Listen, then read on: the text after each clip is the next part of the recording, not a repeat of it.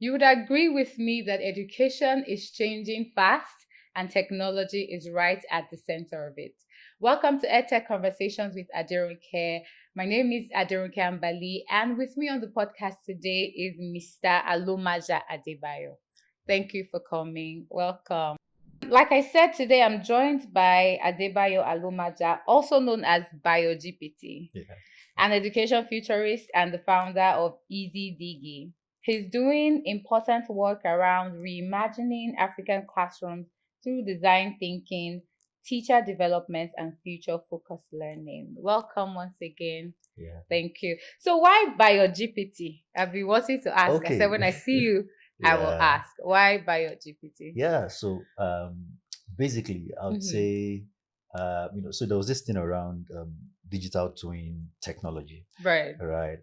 One time in the course of my research, I stumbled across that the fact that you could, with technology, just build something that has a capacity to replicate you, to function in your capacity. Right. So like, if there's something I do that's very critical, I don't need to be in a place, and the thing can just be there and performing at the same level. So I was very curious. I was like, okay, this is what I do as a consultant. Can I build something that can do that same thing?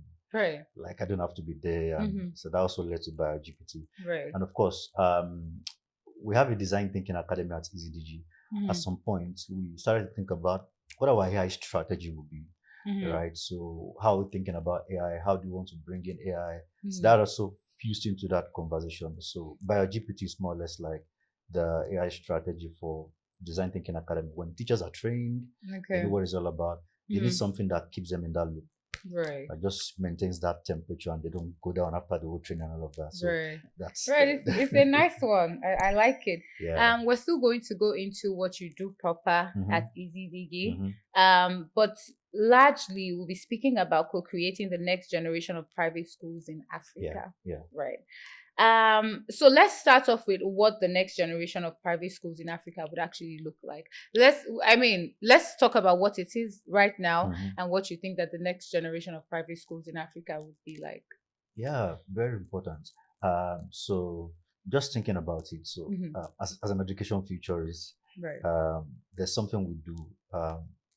Every futurist we do is called backcasting.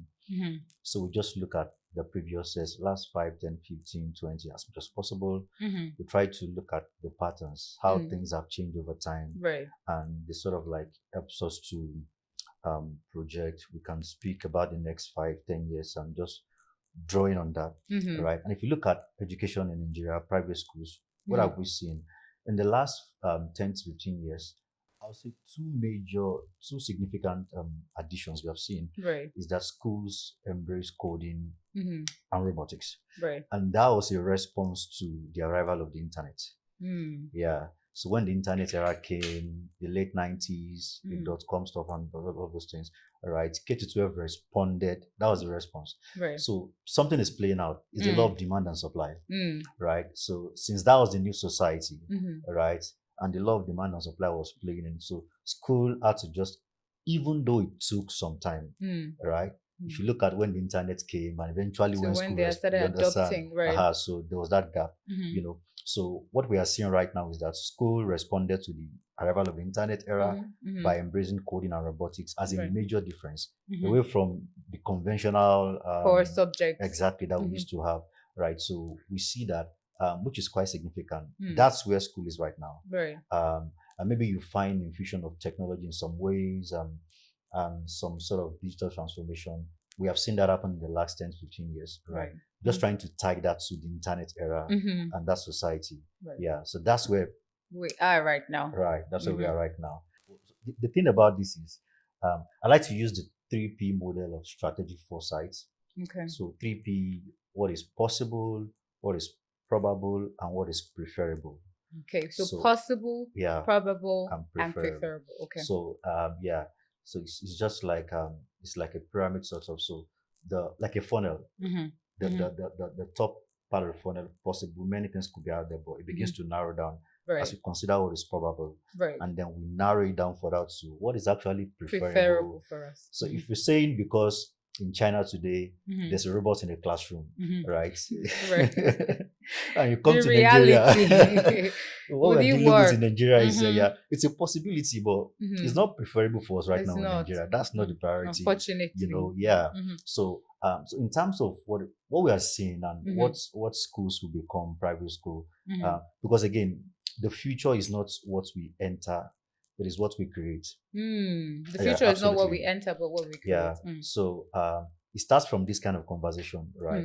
So, and I know there are so many conversations in this space as regards what will education become, like, right? So people like us are saying this is what is possible, right? Probable, and even preferable. We should think towards that AI because there's a need for that strongly, right? There are questions. What can this thing become right now? Yeah, we do have some schools who are pushing the horizons and there. But here's what I see as a futurist, as regards what private schools will become. What I see is that, again, following back, casting how the law of demand and supply change school in the internet era. Now that we have the intelligence age, right, the AI era, what I see will happen is that schools are going to start responding to AI, right? There's a question there. How's it going to happen? But here's what I see. It was coding and robotics. So this time around, and being taught in isolation, what will happen is it's going to be coding, robotics, all right, and AI, but not in isolation. So yeah, we're not going to have coding as a subject, as a separate program. Yeah, so coding will not be a subject. AI will not be a subject. It is going to be the subject. Right. Yeah, and we can draw that from the fact that AI in itself is a general purpose technology, right? What electricity is what AI is going to be in this new era. Right. So if that's what society, if the society is taking that shape, then education needs to respond accordingly. Right. So this means that we can be doing math, we can be having English, and there's a blend of AI, right? So imagine that it's an English class, and we're discussing about verbs, and at the end of the day, there's an action, there's something that needs to happen in a particular society because we analyze this, and I'm asking my students to build like a prototype that's going to help, and they are leveraging AI to build that kind of stuff. It's still an English class, right? But because of this kind of society, we can no longer teach English anymore. Yeah, so we need to teach English, bearing in mind that this is the intelligent age, right? AI has to be involved, right? We have to be integrating into the system. Absolutely. I think back in school they used to go like an eclectic curriculum. I don't really remember, but just integrating it. Wow.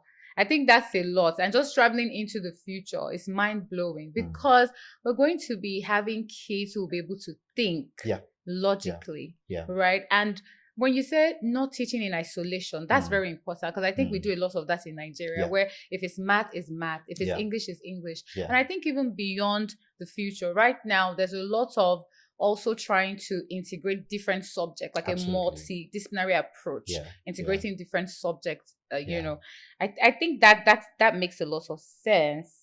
So my next question would be private schools that are still using outdated models. So because you've talked about some schools adopting coding and robotics as an answer to the internet, you know, which we can see that a lot of people are just adopting. You know, I think even the post-COVID era also did a number with that and just with the way the world is going. However, that's still not the reality of a lot of Nigerian children. Absolutely. Now, I don't have the statistics, but I know that Lagos is not the only place in Nigeria. There's some places where coding robotics is far-fetched. That's not even what they're on about. They're really still struggling to read, right? And this is not just even public schools. There are private schools like that. Right? I'm sure you know, right? So let's speak a bit about private schools that are still using the outdated models and how are they going to catch up with the kids who are already far ahead? Because for the kids who are already doing coding robotics, they're already miles ahead of these children. So where do we close the gap? Is it even possible? Let me steal your word now when you say what is probable, possible. Is it possible? Or the gap is there and it's just going to be like that? Let's speak on that for a bit. Yeah, sincerely, the divide, the thing around the divide, it appears like we always have the divide. Right. There'll always be effort to try to close the gap, right? But I think it has always been there. And it's quite unfair to say that will always be there to a large extent. Right. But yeah, we'll keep reducing the gap. But speaking to private schools who are lagging behind, who are looking for direction, who are looking for inspiration, I think it is for them to know that because the response you get from them is infrastructure. Oh, we don't have money to buy this, we don't have money to buy this, and all of that, right? Which is always not the big problem. Yeah. So before technology, there's initially a design problem. Yeah, and I like to put that first. There's initially a design problem. The first responsibility of these schools, right, is to have an environment. Let me quickly tell this story. Right. So Dubai, there's this project Mars. I like to always. So they plan to by year 2100, they plan to have a colony in Mars where they live, right? So yeah, so by 2017, I think they launched the project. So it's 2117, year 2117. Okay. Right. So by 2017, they launched the project. They traveled That's to 100 Mars. years. 100 years. So they traveled to Mars, studied the whole thing and all of that. Then they came back to the Earth. They came back to Dubai and built colonies, like a simulation of everything they captured in their research and all of that. So it's currently right now in Dubai. And so what they are saying is they have people there. They're in that simulation. And if they can stay there successfully for 100 years, the Mars is habitable. Yeah, habitable. Right. So, and the lesson from that is we need the atmosphere of a reality to prepare for that reality. So, the first responsibility of school is to create an atmosphere of a perceived or a preferable reality. So, where am I going? Because when we talk about environment, people think about the infrastructure. It's not always about that, right? Because even the word environment in itself, it's a combination of two words, enviro and ment. If you do a quick etymology, enviro has to do with surrounding realities, and ment has to do with state of mind, right? So I might not be in a physical environment, but yet the conversations, right, the things we are talking about, the things we are saying, right, puts me in a place where I'm thinking at that level. We can improvise. That's what you're saying, simply put. Yeah. Right. So don't mind me. Future is no, it's okay. No, I like it actually, but I just wanted it to land. Yeah. So they can improvise. Yeah. These schools can improvise. Yeah. So and it boils down to tools like content, right, and learning experience. Yeah, because the content, that learners are exposed to can either connect them or disconnect them from today's world. Right. So if I'm teaching math, and then my resource. This is a lot to take in. It's a lot to take in, but let's just keep unpacking it. I'm loving the conversation. So if I'm teaching math, for example, right, I won't use a textbook. Right. So yeah, very controversial. Textbooks are dead. You never get inspired to do something great by reading a textbook. Right. It just connects you to something that doesn't exist. Very dead. Right. So I'm teaching math, and so what I'm going to do is that I will not use only the content from the master's book. I'm asking myself, how does this topic connect to issues, problems, needs in the real world, right? And what are resources in that regard? I could bring up, it's very recent. I was reading yesterday that Kuda is going to lay off a number of people for some sort of like that number, right? So imagine that that is a resource I'm going to use in a math class, right? And let's say I'm tying that to something like subtraction, right? They had this number of staffs. They're going to love this number of staffs, and this is the number of staff they're going to have left, be left. Right? And so if we're having that conversation, right, the kids already, you hear things like, oh, why is that happening, right? There's so many things at once. So they are learning math, right? But it's in a different environment, right? What I've discussed right now, there's no big tech or in quote something, right? It's just using the content as a tool. So I'm saying that even if you don't have infrastructure, you don't have the big tech, right? The basic tool to start changing things is the content. Right. Let's go after the content. We can have content that connects these learners to the real world and gives them an opportunity to start understanding the society they're about to inherit. Because if we don't do that, education will go southwards and the society is going northward. Right. So very simple is to go after content, right? What every school can do right now that feels like, oh, they are just go after your content, review your content. Redesign. Yes. Right. Yes, make it a culture that you don't use textbooks. It's a big issue. School now don't want to hear Yeah, this thing I'm I don't saying. like it too. I actually don't like textbooks. I stopped using them Yeah, long time ago. I remember there was one time I was working with a school in Georgia as a math and mentor.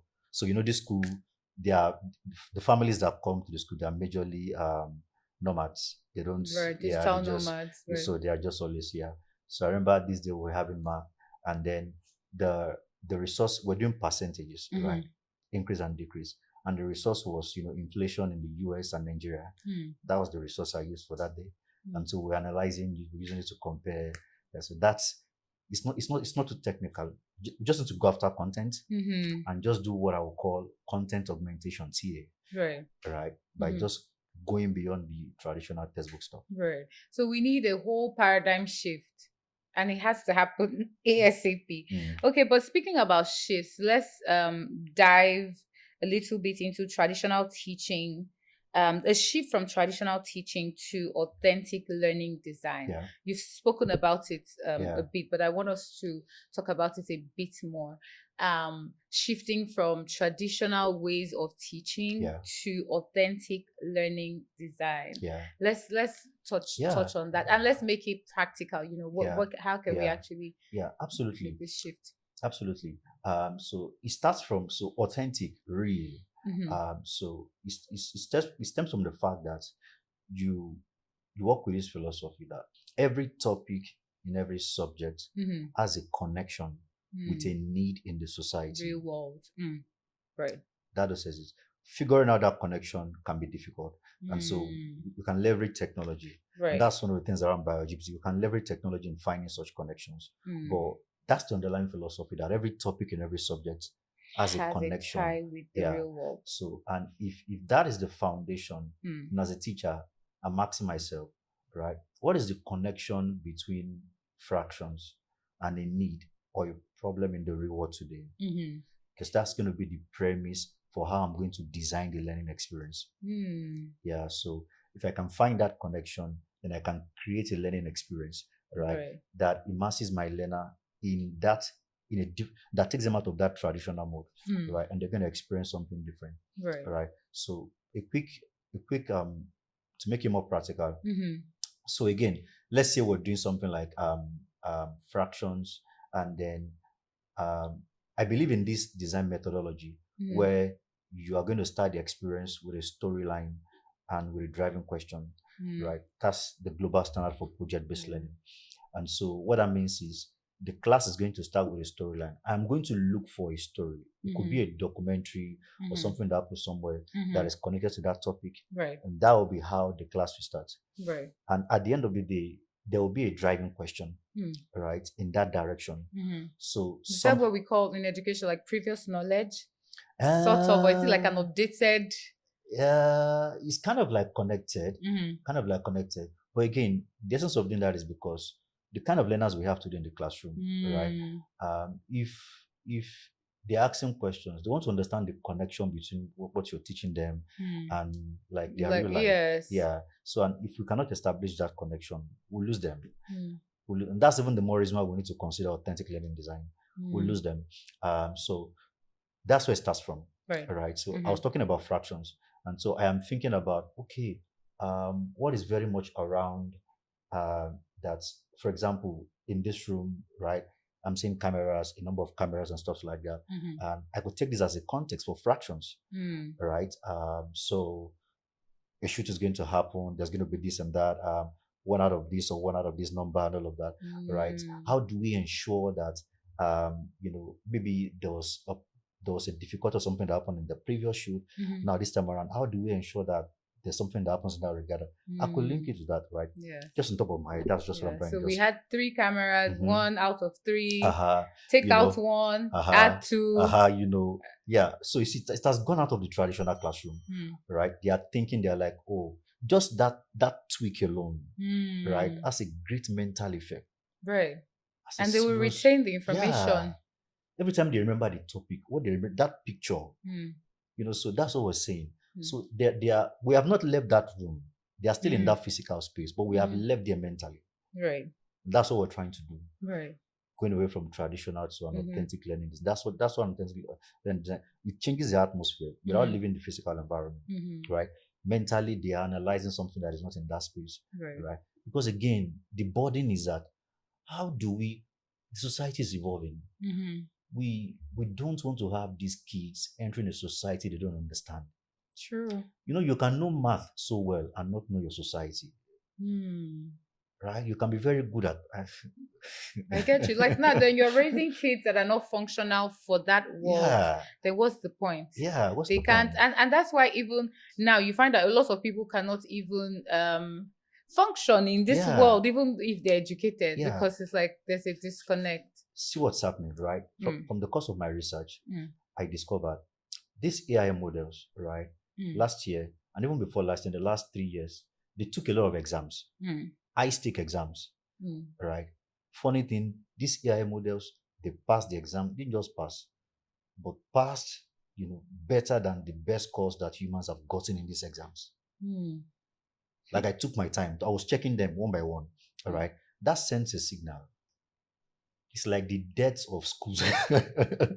That sense. So what that is telling us is that the society is saying that the competency that this institution is giving people just doesn't have any value anymore. Right. Very, very, very disruptive. That's what it means. Right? I didn't even think about WAEC or JAM because I can't even put that one. They was 100%. You understand? So, and these learners are saying these things as well. They are saying they know, right? Right. You give us an assignment, they tell you, we'll just go and use ChatGPT, we'll just copy and just get, right? So it's happening.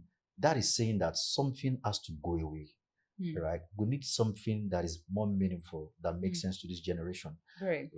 So that they can value the classroom experience, so that they can value learning and still want to keep coming to school. Right. I think everything you're saying has just strengthened my resolve regarding something. So I think I always say it. I'll say when I start to have kids, they won't go to school. I will homeschool them till maybe uni or secondary school. Because I'm like, what do they want to teach them? I always say it. And people are like, I'm like, because, So I think what you have said has just strengthened my resolve. Maybe get a real design thinking person and properly, train them. Because we need to be preparing these kids for the rapidly changing world. Absolutely. But speaking about that and my resolve, how can private schools, right? How can they start preparing learners for a rapidly changing world? Because I don't think that, for us that do like supplementary programs for kids, it's a bit different than the core schooling. So how can we start, how can private schools start preparing learners actually for a rapidly changing world, so that maybe I can change my mind and say, my child will actually go to school. Right. Of course, I need to mention that there's some private schools that are thinking in this regard, right? Right. Yeah, and making efforts to, embrace design thinking, really drill down on their learning designs and say teaching and learning has to be different here. Right. So, but practically speaking, the first thing that needs to happen is we need to go after the elephant in the room. Yeah. And that's the purpose of learning. We need to go after the elephant in the room. Which is a change in behavior. Yeah. So why? Because there's a battle, right? There's exam and grades on one hand, and there's all these things we're talking about on the other hand, right? And there has to be some sort of balance, right? So talking about learning outcomes, I believe that because form and function, right? If a school believes that for them, the purpose is let's get these kids to do well in these exams, let's get them to do well in the WAEC, in the stuff and this like that. All of this won't make any sense. This message is not for them. It's not for them, right? But for those that are saying, the purpose of learning here is to build this holistic. Yes, holistic, right? We want to raise human capital.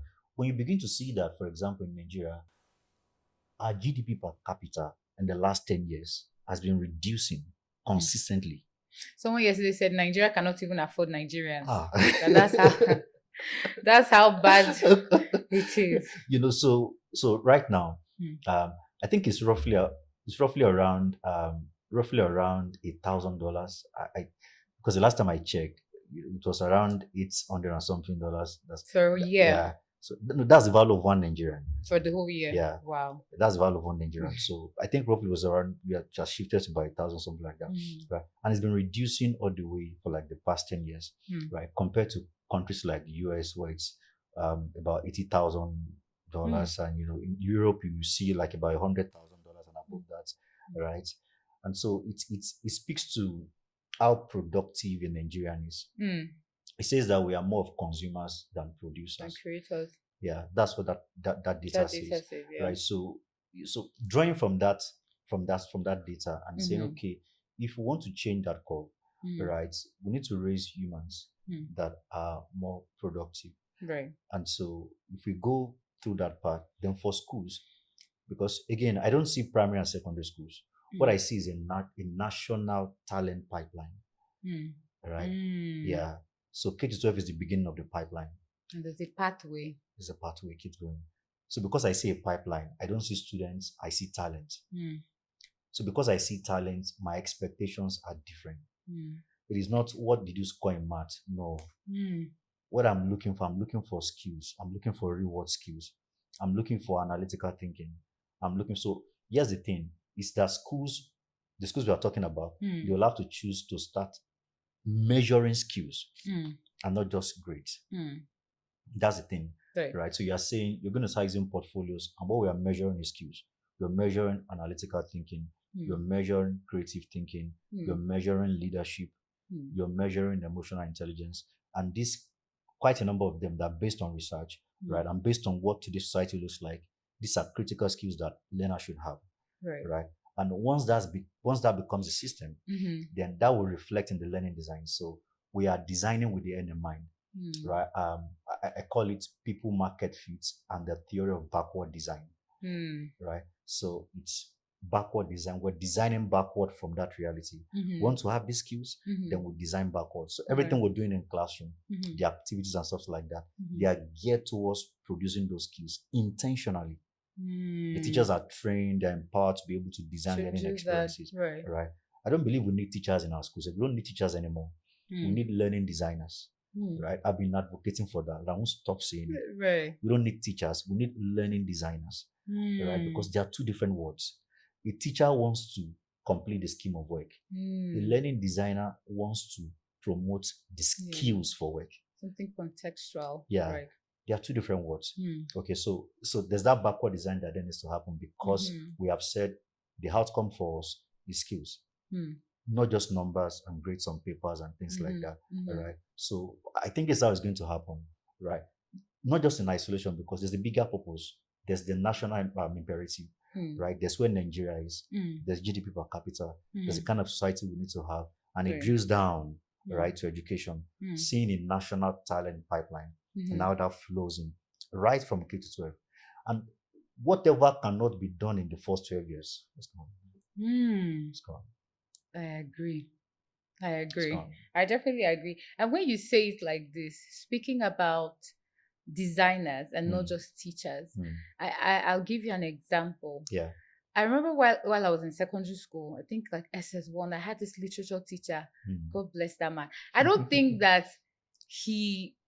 he has the words for how he was, the way you're saying it. Yeah. But that man was such a learning designer. I don't know how to say. Like, he taught us literature in such a way that, like, now, he taught us learning agility in a way that you would just be strategic. He would put it in a way that you would look at it's never what it seems. Yeah. He will make us find what is just behind. So we will be thinking, we'll be so strategic, we'll be trying to just connect us. And even till now, I'm like that. Like, I could be looking at this thing and everybody's looking at this thing, but then I'm looking at what is behind it. So I definitely, it resonates. I agree. And I think it's a life skill, especially when you say K to 12. Once we miss it at K to 12, Absolutely. I think we've completely missed it. Absolutely. So when you say it like that, I really agree. Yeah. And the next thing I want us to talk about is the role of design thinking. So still about design. Yeah.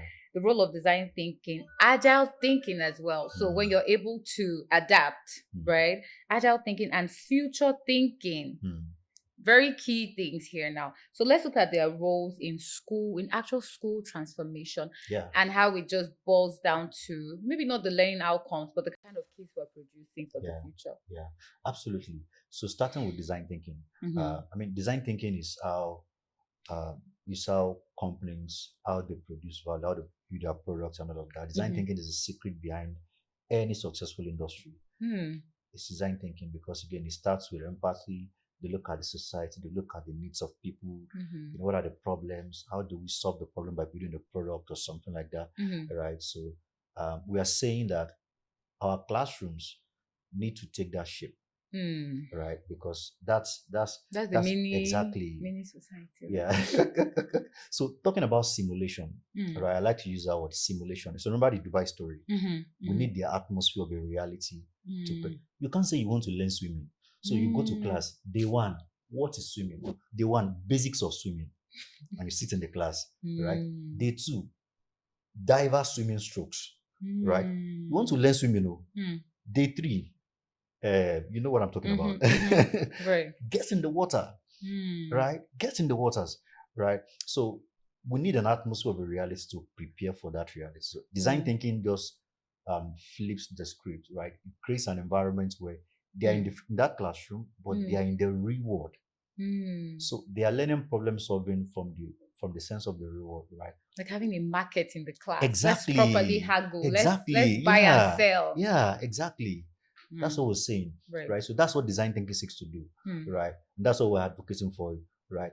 Every topic in every subject Mm. can be connected with a need or a problem in the society. Mm. That connection exists. And it Mm. is the job of teachers. You Mm. see now, that's why I don't like using the word teachers. A learning designer already thinks that way, knows that that's my job. I Mm. need to find connection Mm. and design an experience based on that. Mm. All right. And Right. that is design thinking in action. Mm. Right. So from the start to finish, it is all about problem solving. Mm. They're going to learn the basics alongside, but Right. it is all about problem solving. So Mm. that's just quickly the design thinking side Mhm. of things. And agile thinking is the sense that, it's agility. We talk about agile scrum, in the startups. So we talk about agile scrum as how we manage projects, how we do stand up every day. Mm. Monday sprint planning, stand up Tuesday, Wednesday, Thursday, Friday retro, and just imagine that cycle, Mhm. right? So you can't. While I was head of growth at an edTech, so someone was asking me, he said, some days you just wake up and you're not motivated, you don't feel like working. I'm like, I don't understand that. Mm. I don't understand what that means. So junior entry level can be seen, but I mean, I can't see that, You cannot. right? Right. Because before Monday, I am looking at what we're doing for the week. I'm looking at the data for the previous week. Mm. I'm thinking about sprint planning based on that data, Mhm. and I'm thinking of breaking the whole thing into chunks for each of the days. Mhm. I'm already thinking about what retro should look like on Friday. So Mhm. every day, I cannot wake up and say I don't And feel say you like don't feel like numbers are after me. I'm after numbers, right. right? So Mm. agile scrum. So what am I trying to say? Mm. That kind of agility we need is in education, Mm. right? Because we can agree in a meeting on Tuesday that this is what we're doing. But the reality, But by Wednesday, something has to change because there's a latest decision, right? And Maybe there's a client that has you the client understand. that scattered You the understand. plan. We We need to go adjust again. something, right? Right. So that thing, so there's that Mm. stereotyping you find in education. Mm. So we are saying that you can't have a lesson plan. You can't have a Mm. lesson plan. This is what I'm You going to do in cannot. You can't class. just be Aha. sacrosanct. Aha. This is what I'm going to Okay. do in class today, right? Mm. If I create, and that's why we like to call it learning design, not lesson plan, Mm. right? Because learning design is controlled by the bigger world, the bigger society, Mm. right? Mm. So just imagine when they change the national anthem, right? Mm. A day before it was the previous anthem, Mm. a day after the Next anthem has morning, changed, new right? announcements. Right. Excuse me, just imagine that there was an exam that's been set. Mm. Right. And the kids have to write an exam the next day, and the You anthem have to has changed. unlearn You and you relearn. understand? Mm. So that's the kind of world we live in, and we're saying that agility is very important in education, right? We need to bring it into how teaching and learning happens, Mm. and then the future for side of things to say we are preparing kids for a dual reality. Mm. The first reality is the world that is, The second reality is the world that is to come. Right? The future is not 100% vague. I'm a futurist. People don't understand what that means. So what's it Oh, I understand. I understand. Don't worry. So the word that is to come, right? So again, using the 3Ps, there are many tools for future analysis, but 3P is very simple, right? Possible, probable, preferable, right? So we can say that this is what the society will become in the next 5-10 years, right? These are the things that are likely to happen based on backcasting. And so can we start preparing for this kind of things? Right? So COVID was predicted, right? Some years before it actually happened. Right. Some persons were saying some things about it. And I think I saw a movie like that, an old movie that was just like COVID. Exactly. So Dangote is saying right now that we should start preparing for another round of, work from home, work more or less like another lockdown story. Right. He's saying it, and I don't think we should ignore that. I think it's very significant. There's something he's saying from where he stands. Right. So that might happen. Right. So if we're speaking to schools right now, I'm going to be telling schools, what is your strategy? What's your strategy for that kind of occurrence? Right. So do you want to start doing some risk analysis and trying to see, are we ready for that kind of disruption? What will learning look like if that kind of thing happens? Right. So thinking forward, that's just a quick scenario, but beyond that, it's even the bigger world, how the world is evolving. How do we prepare learners for the world that is to come? Right. And looking at the three things that we just talked about, another thing I would just like to say on top of that, for me, that agile thinking is very key. In fact, it seems like the center of it. How so? I'll tell you, because I think that as a futurist, you may also agree with me and say, this future we're forecasting now, it may actually not also happen like that or be like that. So that ability to unlearn and relearn, that agile thing, that, okay, what if now we're preparing our kids for careers that, or a world that will not happen at the end of the day. So still, those skills, they need to have it to be able to adapt quickly and say, okay, this is not what we planned for. How do we move? Absolutely. Okay, the jobs, I'm trying to become a doctor or a lawyer or this, but that world comes and, okay, doctors, but like careers that may not be anymore. So that agile thinking for me, in fact, is very key. Absolutely. Because these predictions, what if it's not like that? But either ways, once the kids are prepared, they'll be able to unlearn, relearn, adapt, and still thrive. Absolutely. So I think that's what it is. But I want us to not completely leave behind some growth stage private schools. So there's some private schools, I think we've talked about them, those that they feel they don't have the funding, the infrastructure. We've talked about improvising and creating simulations and all of that. Now, these growth stage private schools, how can they ensure that they remain relevant in this conversation? How can they remain relevant? Because now, I mean, there are lots of big schools, even here on the island, in Lagos and all of that. So those ones that are growing, how can they stay relevant in the midst of what we're expecting to come? Yeah, so the amazing thing is this category of schools we're describing, they have the potential. When schools become big, sometimes innovation can be very difficult. That's one of the things that we're seeing, right? So asking them to start behaving like startups and start thinking that way is usually very disruptive. But the ones that are just starting up, these schools we're talking about, they're very innovative. There's that opportunity to test and experiment and to try things. So there's that unfair advantage in that regard for them. So they need to see it that way, right? So I say a lot about that. Schools thinking like startups is very important. It's very important. So I think it's first that mindset thing, right? Accept that you are a startup and you've got to be ready to try things. You've got to be ready to try things here and there, right? And be willing to just do a lot of that. I mean, it's not always about money. And sometimes you're going to do some experiments in that regard that will cost you some money and all of that, right?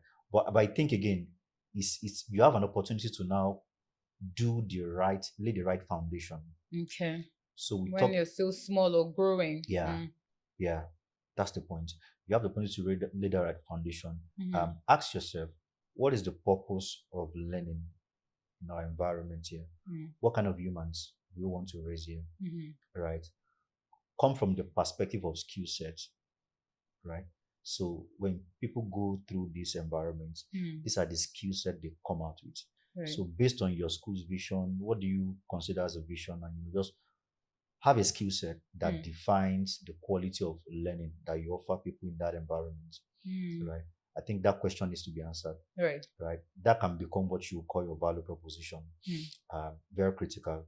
And once that question has been answered, then it is now about building a learning design, right? That serves as a template that produces the kind of learning that will nurture these skills, right? So these are groundwork that needs to happen very quickly. And so when these foundational things are laid, right, it protects the quality of learning and ensures that there's alignment. Right. And that in terms of outcome, right, what you are seeing is exactly what you designed your school for. Okay. Right. Yeah. So very quickly, I think that's one thing this category of schools can do, just to ensure that they fit into the bigger picture beyond just the conventional school. There's a school that is fading, and we need to embrace it. Right. This is no longer the information age. Right. That era has ended. It ended 2025 January when the World Economic Forum openly declared that this is the intelligence age. Right. That era ended. Right. So there's an opportunity to think like a startup and build in that direction. That's all I'll just say for now. Right. Schools thinking like startups. I think that's the first time I'm hearing that. But yeah. Okay. So my next question for you, I mean, this question is very obvious, but let's go deeper. How important is teacher transformation? How central is it to school transformation? How central is it to school transformation? Yeah. So yes, how I see it. I see teaching is very technical because the adult teacher in the room has a lot of impact. The first impact is what I call a cognitive ceiling. I try to explain what that means. When I stand before learners, my possibility quotient, what I know about what is possible and how I'm able to integrate that into teaching and learning can create a ceiling, sort of like a cap. Right. So nobody thinks beyond that level in the classroom. So when we talk about teacher development, is the fact that most of the time it is like teacher, like student, in terms of cognitive capacity. Right. So when I stand before kids, when I'm speaking to them, my knowledge base and my skills, they create an environment. And that environment ultimately creates a ceiling, cap. Very technical in that regard. Right. So if I'm a teacher in a classroom, I see it from that angle. So the expectation is very high for me. I want to make sure that every time I engage with the learners and we have conversations, right, they are inspired. And that's why I believe that we don't need teachers in the classroom anymore. The designers. Right? We are learning designers, mentors, and influencers. I need to add those two layers, right? Mentors and influencers. Okay. Right. So the responsibility of being the teacher in the classroom today is that we want to embrace these things, right? Yeah, because the learners we have today, they need people in that capacity, right? Right. So I don't see subject-based teaching. I don't think it's relevant anymore, right?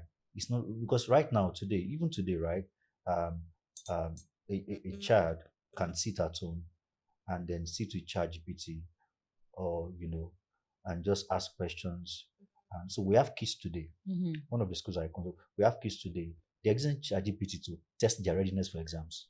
You see what I'm talking about? To test their readiness for exams. So I want to know if I'm ready for this exam. All right. Some people are saying that she will use AI, she will not use AI. It's because they don't know the right use cases. Right. So just imagine, I want to know already I'm for an exam and I'm checking, right? Give me the first set of questions. Oh, this is too simple. Can you make it more difficult? Right. And I'm getting ready. Right. So all these things are happening and it's showing that as a teacher, I cannot just say I'm a subject teacher. It doesn't make any sense anymore. Right. Right. So the role of teachers very central in the sense that a teacher creates an atmosphere in the classroom, which is a function of his or her knowledge base and skill set. And so, if that is not growing and improving per time as well, the teacher unconsciously creates a gap, right? Because when you are speaking to your learners, you cannot inspire them because the things you're saying are not inspirational, right? They listen to you and they are not inspired to want to do something for their society. They listen to you, they are not seeing someone that they want to become, right? Now, this is not about money. Let's not, because some people are like, it's not about that. I agree. Right? It's about the quality of your conversations, right? So I'm saying to teachers that you want to be that kind of person that is always like you are vast, right? You know what's going on in the society, right? How can you be a teacher today and you're not active on LinkedIn? Like why? Right? As in how? Like why? Why would that happen? You're not on Instagram. I'm asking why? How do you know what's going on in the world? In the world, right? Right. So like how? Like it's to me that's like a serious crime. Right. That's like if you ask you that question, you can't. Then I know that you're not fit to be a teacher in the classroom. Yeah. Absolutely, absolutely. Because which society are you preparing the learners for? It's for. Are you just following the curriculum and textbook? You understand, and right? So there's the scheme of work, but on a bigger scale, there's the scheme of things. Right? Which is why again I'm saying we don't need teachers in the classroom anymore. Right? Because a learning designer is focused on the scheme of things. Right? And now when I'm talking to my learners, we're doing algebra, but we're doing algebra from the scheme of things, not from the scheme of work. Right. Right. So very central and very central in the regard of how I've just tried to describe it, because if the teacher, so to just quickly chip that in, teachers need to add two things to their skill set. One is context mastery, and two is their possibility quotient. Yeah, context mastery is as away from subject mastery, right? It's your level of awareness about the society, how it's evolving, and how that connects to what you teach in the classroom. Right. That's going to be an important competency for teachers to function in the classroom today, right? Because that's what your learners are looking for. Yeah. Right.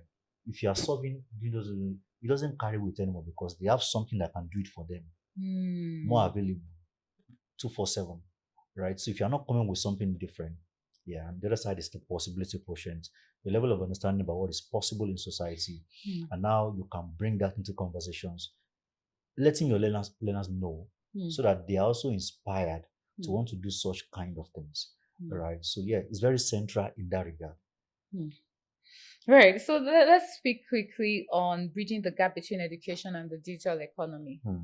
How can we bridge the gap? Because there's obviously that gap, right? This question you just asked is very dear to my heart, because everything I do is about standing between education and the digital. So I'm very D biased. Everything I do is always because I'm standing between education and digital economy, right? And that's because where the digital economy is right now, we're seeing a lot of things, right? So, for example, the digital economy, I want to share, I was going to share some numbers, but they're not coming very quickly. Okay. But what we are seeing right now, for example, in Nigeria, the top sectors, they are agri, trade and ICT, right? Of course, the number is saying that the service sector is heavily propelling, Nigeria's GDP currently. And so one thing you say is that digital economy, for example, in Nigeria, is contributing powerfully and has the potential. That's the issue. Is the potential has the potential to take the country's GDP to the next level. There's a big potential there. You look at the US, you see how technology is the major driver of their GDP. Right? So there's a potential there that needs to be realized. That's not being tapped into enough. Yes. Right. So and so in closing that gap, right, it begins from the fact that today in the digital economy, the sectors we have, the tech, the edTech, the fintech, the prop tech, the energy tech, the clean tech, all of them, right? School must be aware, K-12 must be aware about what is going on in these spaces. Let's start with awareness, right? Let's be interested in what is happening there. That's step number one, right? They exist. Let's be interested in what is happening there, right? It also means that we're also, talking about them in the classroom So just imagine that, like we're saying, we're talking about English, and we're reading an article, maybe from Tech Point on a particular fintech. I just talked about Kuda that's about to lay off, Lay off a few people. we're talking about that in an economics class or an English class or something, Mhm. right? That's what we're saying, right? Mm. Awareness in that sense. It starts from there. And two, right, is what I would call partnership to an extent, in the sense that we are going a step further, right? Let's invite them over, right? Let's invite them over to interact with our students, the people there right now, to have conversations with them, right? There's this gap, and closing the gap is not difficult. I feel like they should even be part of the curriculum process. Absolutely. Planning the curriculum. We should Absolutely. have founders. Absolutely. When, the national curriculum, where we want to Yeah. teach the kids, let's have Dangote Yeah. there. Yeah. Let's have the startup, the successful Yeah. people. Yeah. Let the key players in the digital economy. Absolutely. They should be a part of the process. Absolutely. Yes, the teachers also a part of the Mhm. process. They would Mhm. implement and all, Mhm. but the Mhm. planning process as well. Yeah. I think when you put it like that, it makes a lot of Absolutely. sense. And it's just there. I mean, the opportunity is there. I mean, a few days ago, I was still connecting the school with a startup. They're going to person come discuss with the students. It's very easy. It's not difficult, right? These are simple things that schools can do, right? So partnership in that sense, and like I talked about previously, is that being aware that they exist and integrating their realities into the system. I mean, into teaching and learning, right? And again, that is easy, right? But that requires that we are intentional about following up on what's happening there. I always say it that the instructional resource of a teacher in this area, again, because I'm DE biased, the instructional resource are one, Forbes, they are Bloomberg, they are Tech Point, they are Tech Kaba. You want these kids out, you don't want them to focus on math and LCM. You're taking them far. No. So see, here's the but thing, it's right? the reality. Yeah, because, it's the reality. Yeah, I think yesterday we were talking about how less than for the unicorns, Africa has like less than 1% of that. And I mean, when we start to integrate things like this, then maybe we stand a chance. Yeah, right? Absolutely. Because children are beginning to think differently early, and they can. So let me give you a practical instance. I remember one time, so an article by Tech Point, right, about boat ride. So the article was talking about the volume of rides across Nigeria and where they had the highest number of rides for a particular period of time. So I was training some sort of teachers, trying to explain how this works. Right. So I pull up the article and I'm like, this is what you use in the classroom. I want to teach mode as a topic in statistics. Mode has to do with the highest occurring, right? So the numbers the kids are relating with right now, it's not some fictional numbers that somebody puts in one textbook. Real rides. You understand? They are saying the number of rides that boats had by this period, and that period. And they are saying that the highest rides for that year was at the Ikeja City Mall. I remember the article, Ikeja City Mall. And the article went further to explain like why. Why was it like that? And they start to think, the kids would even ask, why? Why do we have more rides here? Why are less? Is it that the people here don't take rides? Is it that they start to then more serious questions and conversations start to, and you delve to chemistry, physics, difference. A lot is happening at once. The era of that isolated subject, that era is fading. We will no longer teach that way anymore. So again, you can't. That's why I've used some terminology, those vocabularies: teacher, subject-based teaching. Their vocabularies are connected with information age that's ended. So let's embrace this new possibility. It's possible. It's better for the continent. It's better for the country. So this is how we close the gap between education and the K-12. Right. So I'm a teacher.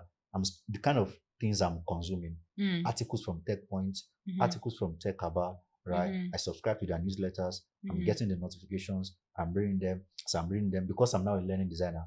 I am looking for opportunities that I can use to connect what I'm talking about. Right, and when that begins to happen, we have a generation of young people who are so aware about our society early enough, who are already preparing for that society early enough. Right, and what is going to happen is we have a generation of young people who will take innovation to the next level in these spaces. That's why I'm very passionate about it, right? Digital economy needs a new generation of talents that will always take it to the next level. And looking at the pipeline, it's K-12. Right. Right. So if something doesn't change there, Then yeah, yeah, I definitely I definitely resonates with me. I want to take it in. It's a lot to take in, but I'm just really trying to take it in. Right. So the next thing I'd like to ask is, what are some common mistakes that private school founders make when trying to innovate? Um, yes, innovation. I think you mentioned how it's kind of easier for the growth, those are the growth stage, those yeah. just starting out. But what are some of the mistakes that um, private school owners make when they're trying to innovate? Hmm. So again, coming from the area of what I advocate for Mm-hmm. as regards design thinking, Mm. agile thinking, and stuff like that, I would say one of the mistakes I see, right, is not wanting to be different. Mm. So right now, Africa, Nigeria needs again my startup thinking. Africa Mm. and Nigeria needs a new generation of right. So there's this school, Key Academy, which you probably Mm-hmm. you've heard about, right? So see what they are doing, right? They decided to be different. Mm. It's fine. I know that schools like that, Bells Garden School, some of them like that, who have said we don't want to be like The every other school. regular. So that itself, And they would, I'm sure there'll be some resistance yeah, from their yeah, parents and all, but yeah, if they stand their ground, yeah, then they win. absolutely. Innovation is possible, even in the education space. Hmm. It's possible. Hmm. It's possible. So I'm hoping that we'll see more people stepping in and saying, I want to create a different kind of school. Hmm. Well, I've had some conversations, some people, some parents who are saying, yeah, they want to start. They are excited, and I'm just hoping that they will pursue their dreams, Hmm. right? And then when they do, this is where it starts from, right? Dare to be different, Hmm. right? This, so I'm the only education futurist we find in Nigeria. I I dare say agree. even in Africa, by the way. Right. Nobody's thinking that direction. I choose to Mm-hmm. think in this direction Right. and be sounding like this, you Mm-hmm. know. Yeah. So it doesn't make sense for business, even initially, Hmm. because who wants to hire a futurist or who wants to, Hmm. right? But in other sectors, right, Hmm. they hire futurists, they do things like that. Right. In the education space, it's not a thing right now. A lot of things are not a thing in the education space. A lot of things. You're A correct. lot of things. Now I remember what I wanted to ask. I remember now. Now, Great. a lot of things are not, I think it's just different Yeah. with us. Yeah. And I actually think that, and that's my next question. I think that the bulk of the problem starts with the low barrier to entry or the entry point. Mm-hmm. In terms of, let's look at going into the tertiary institution Yeah. to train to become a teacher. Yeah. Let's look at the entry process. Yeah. First, a lot of people who become teachers, oftentimes it's a dumping ground first for those who didn't pass a certain cutoff. So already there's the quality of people that are even getting in. I mean, apologies, and I'm not saying in terms of who they are as people, but it's already we have lost there, right? So my question is, in all of this, how can we touch on that as well? Because I think that if the entry level, the bar, the standards, if they're very high, I think somebody was saying yesterday on the podcast, and the person was saying, and I don't remember what the country again, was it Finland or something, that in those countries you have to have a master's Finland. to be a teacher. And you also have to, like, yearly, there are things you have to do for you to even be able to retain your teaching license and all of that. So let's just quickly speak on the entry level, like the standard first, because I think the quality of not the people as people, but just the quality of their minds, their motivation to be in the industry. Let's speak about it and how it can actually shape all of this that we're talking about. Let's speak about that. Absolutely. I must also admit that it's very complex. The education sector is quite, which is why there's a need for innovators to come into the space, right? I do hope that you build a school very soon. A physical school. I like to work remotely. I have like a digital nomad dream. Let me just be working from Okay, anywhere. just like it's quite talk about Right, here in right. Georgia. That's I don't like to work, from Because we a need people like you right, who are going to. We need innovators in the education space, right. I agree. right? The innovators dilemma for the education sector. Right. We need people stepping in. Someone was asking me, say, "Don't you want to start a school?" They say, It's not as easy as they think, oh. So It's not as easy. So Right. it can be very complex. But however, we understand the fact that every problem, no matter how big, we can start from someone, begin to solve, begin to iterate, begin to just build and build on top of things and stuff like that. Right. What I've been saying is the fact that which one lesson, of course, top to bottom and bottom to top, right? So there's top to bottom. The federal government there's a cap. There's a expectation as regards TRCN. If you don't have the license, you won't be able to teach. Right. So there's an effort in that regard. You won't even be able to graduate, because I remember they had to force us to do. Yeah, so there's something they are doing in that regard, top to bottom. We're grateful for that, and we may God make that very easy for them and everything they have in mind. So I know there's a lot in that regard as regards how they want to, but bottom to top, because for Nigeria, T to B will never be enough. Right, so it will never be enough. Right, so there has to be that collaboration. So bottom to top is the fact that private schools have to rise up to the occasion. And here's what I see. Right, if you look at companies like Google, like Microsoft, IBM, they have an academy. What happened? What led to that academy was because from the internet, when the internet era came, when it arrived globally. So they train their own people. They train people to who. So globally, education was responding slowly, and these guys could not wait. They could not wait, right? These guys could not wait. They're like, with the way things are going, we need talent, we need people to come and drive things. So what they did, they have so Google today has its own academy. Microsoft, they have like Meadow Hall. I think they have a teacher training. So we have college of education. Yeah, exactly. So those are their teachers. So that training is supposed to create a talent pipeline. Yeah. So I'm saying to private schools that you have to think about professional development as a strategy for business sustainability. Please say that again. You have to think about professional development as a strategy for business sustainability. Okay. Yeah. So not the idea of we just train our teacher, because that is going to be that you want to create a talent pipeline where people are coming in. You create a program, right? And I think there are some schools, this for a category of schools who have been in the space, who have successfully done some things very well. And they, because of their experience, they can convert their experience to a curriculum. So we need more private schools stepping forward in that sense. Like that, right? Yes, we need more of them. We have Middle, we have Corona, we have Green Schools, but that is they not. Also Corona and they also have that. I know of these three majorly in Nigeria today.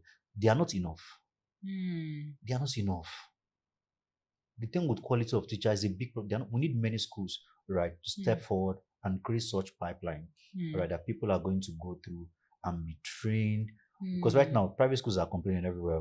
They are complaining seriously about teachers. So teachers are no longer teaching, or the teachers are leaving. They are leaving. They are leaving. There's a need for teachers. So that's that talent pipeline. I'm saying that private schools have to think about as an important strategy for their business, right? Because nobody's coming to save the private schools, right? Nobody's coming to save the private schools. So when that is in place, right? So of course there can be collaborations to support and thrive. They can consult you, they can come with you, they can have conversations. With their money, right. But that is going to be very essential, right? So basically, the question is, what are the things you need? I mean, it's very clear in terms of building that kind of program. What are the needs? What do you want people to be able to do in this environment? What are the skill set and all that? Just build a program based off that, and people go through that pipeline and they're able to properly function. So in private schools, we have to rethink professional development. That's the point. We have to rethink it in a private space. So, yeah. Right. I think I would end with, as a futurist. Now let's look at the future of African education. Yeah. Do we have hope? Is there hope for Yeah. us? Because Yeah. there's a lot you have said, Mm. and sometimes when we all look at the education system Yeah. in Nigeria and Africa, Mm. a lot of us that are in the ecosystem, we're not happy, we look at it and we're sad, Yeah. but is there hope? Yeah. And how soon is this hope? Is it 10 years? Is it 20 years? Is it that it's not in our lifetime? Is it 15 Yeah. years? Yeah. Do we have hope? And how soon can Yeah. we catch a glimpse of that hope? Yeah. So, I mean, as a futurist, so let me quickly say this. Nothing happens suddenly. Mm. Behind every shift in the society are signals. Right. So this is the spectrum: signals, trend, and mega trends. Okay, signal, trend, Yeah. and mega trend. So Right. in the signals category, we have early signals, or we have weak signals and strong signals. Okay. So a weak signal and early signal is something that begins to happen. Right. People don't notice it. It's like a whisper. Many people don't know that started happening. But some weak signals grow and become a strong signal. At that point, it's becoming, it's moving, it's spreading. It's going beyond the whisper. And from there, it grows to become a trend. At that level, it's becoming quite conspicuous. People are noticing it. And from there, it grows to become a mega trend. So before they released ChatGPT 3 point something, it was some people already, they were seeing, okay. So coming from that sense, that behind every shift in the society is a signal. And these signals that we see, they are generated by humans. Remember I said something Are earlier? they internal or external? So or can they be both? You know why I'm asking? Okay. I'm asking because the way you said it struck a chord. I remember when COVID broke out. Yeah. So I used to be in 9 to 5. I used to be a civil servant. I was working with Subeb. And immediately it happened. So I think I was having a conversation. I told my mom, I said I was going to resign. I don't want to work again. And everybody's like, why don't you? I said, something is coming. It was very weak, but it's like there's a signal. I feel like the way the world will go digitally, this is not going to be it. So what I'm asking is, can it be internal or external? So I'm trying to see if there was something that informed it from the outside I'm not aware of, or does it just have to be an internal signal? Yeah, so there are two sides to it. So you have described one side to it.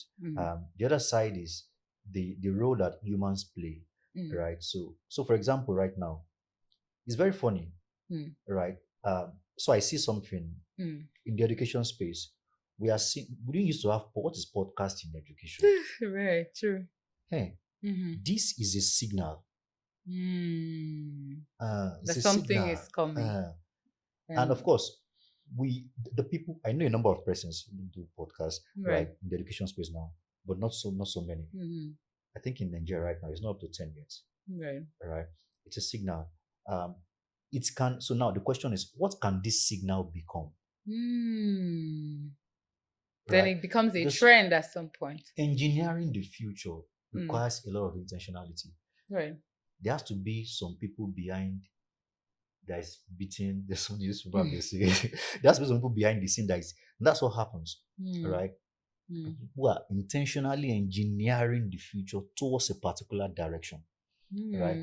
So what we are doing, for example, this kind of podcast, we are engineering the future towards a particular direction. Right. Because what is going to happen is, this is a foundation that has been laid. We're going to have a generation who are seeing these kind of things and are like, okay, so this means that right now, podcast, because what is going to happen, what I see, imagine a future where this becomes a norm, right? Where every private school has a podcast studio.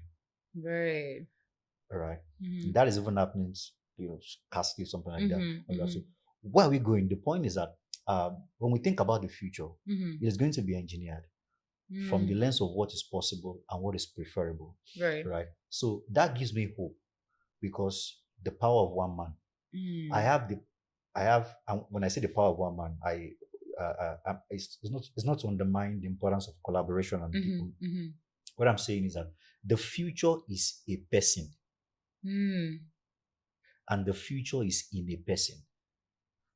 Can you break that down? The future is a person, and the Yeah, future is in a person. I'll explain what that means, right? Right. So Elon Musk sits down Hmm. and then he imagines a world where humans start living in Mars or start living in, right? It Hmm. started in him, Hmm. all right? Mhm. And then he didn't stop there, Mhm. and then he goes further Right. to pursue that, Mhm. all right? And when he stands, when he's talking about those things, we are looking at him like, oh, This guy has God. come in. We have not Oh even. God, Which right? one is this again? So, Right. so the future is in the person, Hmm. right? The future is in Ronke, the future is in Bio, it's in the person, right? Hmm. And so when I say the power of one man, Hmm. that's what I mean, Yeah. right? And this consistency in Hmm. advocacy, in experiments and all of Mhm. that, Mhm. creates a platform Right. to engineer, to birth that Hmm. reality. So it goes from an imagination, right, to Hmm. a possible, to a preferable future that Right. becomes tangible, right? Okay, so But that's when they say your future is in your hands. Abi, your destiny is something in. like that. You're literally the one that has to Yeah, engineer so what is that's possible. it. Not again. The future is not something you enter. It Hmm. is what you create. Hmm. It is Okay. what you create. Right. It has Right. to. So every time we're talking about the future, let's just be reminded that it is about creation. Hmm. It is about creation, all right? Hmm. So imaginations, ideas, stuff. But the question is, what are we engineering? Hmm.